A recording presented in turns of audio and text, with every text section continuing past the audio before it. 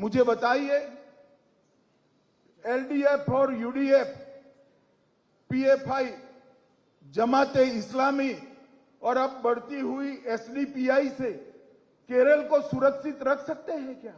പ്രിയപ്പെട്ടവരെ പറയൂ, LDF-നോ UDF-നോ അവരുടെ മിത്രങ്ങളായ പോപ്പുലർ ഫ്രണ്ടിനോ ജമാഅത്തെ ഇസ്ലാമിക്കോ ഇപ്പോൾ നിരോധിക്കപ്പെട്ട SDPI-ക്കോ കേരളത്തെ സുരക്ഷിതമാക്കാൻ സാധ്യമാണോ? वो नहीं रख सकते, അവർക്ക് അങ്ങനെ സാധിക്കില്ല. क्योंकि पीएफआई, एसडीपीआई और जमाते इस्लामी उनकी वोट बैंक है, वो उस पर कभी आघात नहीं करेंगे. കാരണം പോപ്പുലർ ഫ്രണ്ടിന്റെയും SDPI-യുടെയും ജമാഅത്തെ ഇസ്ലാമിയുടെയും വോട്ട് ബാങ്കിന്റെ അടിസ്ഥാനത്തിലാണ് ഈ രണ്ട് മുന്നണികളും പ്രവർത്തിക്കുന്നത്.